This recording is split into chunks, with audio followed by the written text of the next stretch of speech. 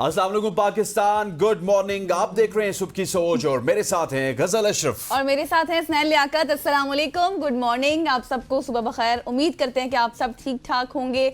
और जी हसनैन की तो खुशी थोड़ी अलग नजर आ रही है, क्यों भाई? आज तो मैं बहुत खुश हूं ना, जब भी आता था रोना धोना हो गया। पाकिस्तान ने ये कर दिया, खुश तो पाकिस्तान मैं भी हार हूं गया, वैसे। पाकिस्तान के बॉलर्स ने ये कर दिया, पाकिस्तान के बैटर्स ने ये कर दिया। लेकिन आज पाकिस्तान ने तारीख रकम की है। कल कराची में खेले गए मैच में पाकिस्तान और साउथ अफ्रीका के माबेन साउथ अफ्रीका ने पहले खेलते हुए 352 रन का टारगेट दिया और जब पाकिस्तान ने अपनी बैटिंग का आगाज किया तो लग ही रहा था कि पाकिस्तान फिर डगमगाएगा और स्पिन के जाल में फंस जाएगा। लेकिन क्या कहने, मुझे तो ऐसे लग रहा था 100 से पहले जब 2 आउट हुए तो बिल्कुल पाकिस्तान गया। हाँ, असल में वो गजल कभी कभार मैच देखती है तो इनको जब 2 आउट वाला फिगर नजर आता है उसके बाद ये मैच छोड़ देती है। लेकिन स्टार्ट में फखर जमान ने बहुत चढ़ाई की, अनफॉर्चुनेटली बाबर आजम नहीं खेल सके, सऊद शकील नहीं खेल सके। लेकिन फिर एक पार्टनरशिप लगी कप्तान मोहम्मद रिजवान और वाइस कप्तान सलमान अली आगा के माबेन, जो कि रिकॉर्ड पार्टनरशिप थी। 260 रन की पार्टनरशिप लगी और सलमान अली आगा तो 2 रन जब रहते थे उस वक्त आउट हुए और आखिरी 2 रन नसीब में थे तैयब ताहिर के, उन्होंने आके मैच को फिनिश किया। लेकिन क्या कमाल प्रॉमिसिंग खेला पाकिस्तान, और पाकिस्तान ने एक डंका जरूर बजाया है चैंपियंस ट्रॉफी से पहले। और अब अगर पाकिस्तान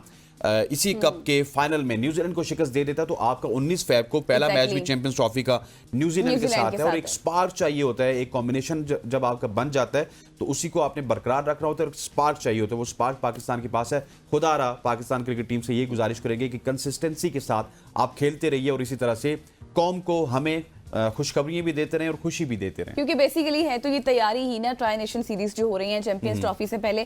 सोशल स्टोरीज आपके साथ आज शेयर करते हैं और जी पाकिस्तान के हवाले से आपको बहुत बुरी खबर देते हैं क्योंकि करप्शन परसेप्शन इंडेक्स 2024 पाकिस्तान की मजीद तनज़्ज़ुली सामने आई है। करप्शन परसेप्शन पे बड़ी खुश नजर आ रही हैं आप। बस वो कुछ याद आ गया था। ट्रांसपेरेंसी इंटरनेशनल की करप्शन परसेप्शन इंडेक्स 2024 रिपोर्ट के मुताबिक पाकिस्तान में करप्शन में मजीद इजाफा देखने में आया है। ये आपको बता दिया जाए क्योंकि पाकिस्तान दुनिया का 46वां करप्ट तरीन मुल्क बन गया है और 180 ममालिक में से 135वां नंबर पाकिस्तान का है और पाकिस्तान का स्कोर 100 में से 27 रहा है, जबकि 2023 की अगर मैं बात करूं तो ये 133वें नंबर पर था। पिछले साल पाकिस्तान 48वां करप्ट तरीन मुल्क था, लेकिन अब मजीद 2 दर्जे तनज़्ज़ुली इसमें आ चुकी है। और रिपोर्ट में सिर्फ ये नहीं बताया गया बल्कि इसके साथ साथ करप्शन का डाटा 8 मुख्तलिफ जराए से इकट्ठा किया गया है, जिनमें writers of democracy project economic intelligence unit शामिल हैं और आलमी सतह पर डेनमार्क बदउनवानी में सबसे पाक मुल्क करार दिया गया है। फिनलैंड दूसरे, सिंगापुर तीसरे नंबर पर, जबकि भारत जो है वो 96वें नंबर पर रहा, लेकिन पाकिस्तान से 39वें दर्जे बेहतर है। बिल्कुल ऐसे, डेट इज वेरी अनफॉर्चुनेट। ये बहुत ही अनफॉर्चुनेट स्टोरी है जिसमें हमारा जो करप्शन परसेप्शन है पूरी दुनिया में ये बहुत ही खराब है। जिस भारत की हम मिसाल देते हैं कि वहाँ पे बहुत करप्शन है, वहाँ पे लाकानूनियत है, वो भारत 96वें नंबर पे है और हम 46वें नंबर पे। और जब भी कोई रिपोर्ट गजल इंटरनेशनल इदारों की जानिब से आती है तो वो ये नहीं देखते कि भारत के खिलाफ रिपोर्ट अच्छी होनी चाहिए और पाकिस्तान के खिलाफ अच्छी होनी चाहिए। वो अपना डाटा कंपाइल करते हैं और उसको मेरिट की बुनियाद पे कंपाइल करके पूरी अवाम या पूरे जो दुनिया है उसके सामने रखते हैं। और हमारी गवर्नमेंट को, हमारे इदारों को इसकी तरफ जोर देना होगा। और अगर ये करप्शन इसी तरह से जारी रही, जहां पे हम 46वें नंबर पे आ चुके हैं, तो अनफॉर्चुनेटली ये करप्शन दीमक की तरह हमारे मुल्क को खा जाएगी। आगे बढ़ते हुए मैं एक और खबर देता चलूं, और ये खबर भी कुछ अच्छी है, कुछ बुरी है, कुछ खट्टी है, कुछ मीठी है, क्योंकि एफर्ट जरूर आपको इस खबर के सुनने के बाद करनी पड़ेगी। नादरा का एक बड़ा ऐलान हुआ जिसमें तमाम पुराने जो बे फॉर्म्स हैं उनको मनसूख कर दिया गया। पाकिस्तान में national database and registration authority NADRA ने तमाम मौजूदा बे फॉर्म्स मनसूख करने का ऐलान कर दिया और आज से पुराने बे फॉर्म्स गैर मुअस्सर होंगे। नए बे फॉर्म में बच्चे की तस्वीर शामिल की जाएगी। वालिदैन को हिदायत की गई है कि वो नादरा से फौरी तौर पर नया बे फॉर्म बनवाएं ताकि उनके बच्चों का रिकॉर्ड अपडेट किया जा सके। ये इकदाम बच्चों की शनाख्त को मजीद महफूज और जदीद बनाने के लिए उठाया गया है। So the point is that कि सुबह सुबह हम आपको मैसेज दे रहे हैं कि आपके बच्चों के जितने भी पुराने बे फॉर्म्स थे वो कैंसिल हो चुके हैं, इस वजह से कि उसमें बच्चों की तस्वीर नहीं होती थी और वो शनाख्त में प्रॉब्लम होती थी। अब आपको वापस नादरा के विजिट करना है और जल्दी से जल्दी अपने बच्चों के बे फॉर्म बनवाएं। एग्जैक्टली, जल्दी से जल्दी जाएं और इसको अप टू डेट कर लें, क्योंकि आपको पता है कि लीगल बहुत सी ऐसी चीज़ें होती हैं जिनमें आपको बच्चों का बे फॉर्म ज़रूरत होता है। और वैसे एक अच्छा इनिशिएटिव भी है क्योंकि एक बहुत पुराना तरीका था बे फॉर्म का, लेकिन अब पिक्चर्स के साथ जो है उसको डिजिटलाइज कर दिया गया है। तो खैर ये एक अच्छा इनिशिएटिव है। आगे बढ़ते हैं। आलमी सतह पर जो है पाकिस्तान के हवाले से खुशखबरी है क्योंकि इससे इससे पहले हमने आपको कहा कि थोड़ी सी बुरी खबरें दें, और अब अच्छी खबर यह है कि पाकिस्तान में बासमती चावल की कामयाबी हुई है और वो भी इंडिया से पाकिस्तान जीत चुका है। क्या बात है। इंडिया को शिकस्त दें, चाहे हम बासमती पे दें, चाहे क्रिकेट पे दो, चाहे चाहे हॉकी किसी पे भी दो, चीज पे चाहे हो, फुटबॉल लेकिन पे इंडिया दो, से होनी चाहिए इंडिया ना। को शिकस्त दो भाई। एग्जैक्टली। पाकिस्तान ने बासमती चावल के आलमी तनाज़े में भारत के खिलाफ अहम कामयाबी हासिल कर लिया और न्यूजीलैंड और ऑस्ट्रेलिया ने भी बासमती को पाकिस्तानी प्रोडक्ट तस्लीम कर लिया है।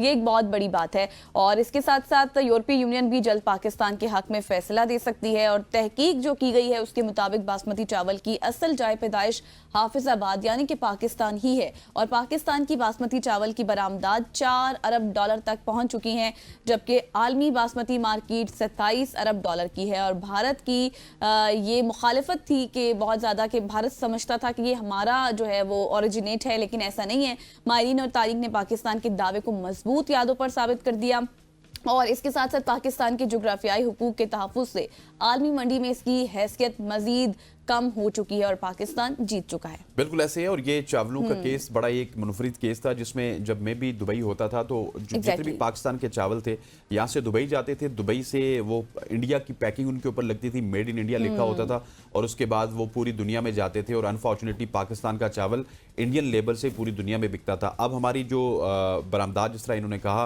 वो $4 अरब तक पहुंच चुके, लेकिन इन फैसलों से या फिर यूरोप की जानिब से कोई फैसला आया तो फिर मेड इन पाकिस्तान प्रोडक्ट्स पूरी दुनिया में बिकेंगे और वो जो ब्लैक होके हम कम दामों में भारत को बेचते थे दुबई में जाके और भारत आगे पूरी दुनिया में बेचता था, उसकी भी हौसला इकोनॉमी को हमारी बूस्ट भी मिलेगा और डायरेक्ट जितना भी पैसा है वो पाकिस्तान के काश्तकारों के पास आएगा। ये एक बहुत ही अच्छी खबर थी। अच्छा, मेरे पास एक और खबर है, वो ये है कि अक्सर आप कुछ ना कुछ जानवरों की, कोई बिल्लियों की, इस तरह की चीजें बताती रहती हैं कि आज आपने कोई नायाब यूनिक चीजें बताती हैं। आज मैं आपको यूनिक चीज बताता हूँ। अच्छा। जो कि पिंक किस्म का एम्पुसा पेंटा, जिसको जिंगर या कुदरत का एक नायाब शाकार कहा जाता है। जिस तरह आपकी टिड्डी नहीं होती, उसी तरह का इसको टिड्डा भी आप कह सकते हैं। ये उसी तरह का एक हैरत अंगेज सा शाकार है कुदरत का, जो कि जनूबी यूरोप और शमाली अफ्रीका और मशरक़ी वुस्ता में पाए जाने वाली एक नायाब और हैरत अंगेज जिंगर है, जिसकी खुसूसियात में अगर मैं बताता चलूँ तो आपने अक्सर खुसूसियात बताती हैं ना, इसकी खुसूसियत है ये गुलाबी रंग का है या फिर सब्ज या भूरे रंग की पतली और लंबी जिस्मानी साख की होती है और वो हमारी तरफ ना इसको पीड़ा की कोड़ी भी कहते हैं, लेकिन उसका कलर जो है वो सब्ज होता है।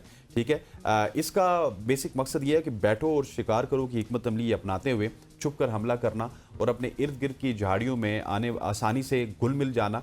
बाज़ अफराद इसे पालतू हशरात के तौर पर भी रखते हैं, मगर इसके लिए खुसूसी निगहदाश्त भी दरकार होती है। और एक फोटोग्राफर है मार्टा अल्बारिडा, उन्होंने इस खूबसूरत मिंट्स के कुदरती माहौल में नायाब तस्वीर ली जो इसकी गैर मामूली शक्ल और हरकत को महफूज करती है। अच्छा, ये जो आप देख रहे हैं इस वक्त स्क्रीन पर बहुत ही खूबसूरत है, स्लिम है, स्मार्ट है, पिंक कलर का है, वैसे ही बहुत अट्रैक्टिव है और ट्रायंगल इसका बिल्कुल उस तरह से हेड है जिस तरह से इसकी खुसूसियात हसनैन ने आपके साथ शेयर की कि छुप कर शिकार करता है। देखिए वैसे कितना पतला सा है लेकिन शिकार भी कर लेता है ना। हाँ, exactly. ये बस कुदरत के निज़ाम है, क्या कह सकते हैं, और बहुत ही खूबसूरत है। इस वक्त आप इसको स्क्रीन पर गौर से देख सकते हैं कितना अट्रैक्टिव लग रहा है। आगे बढ़ते हैं और आपको एक खबर बताते हैं।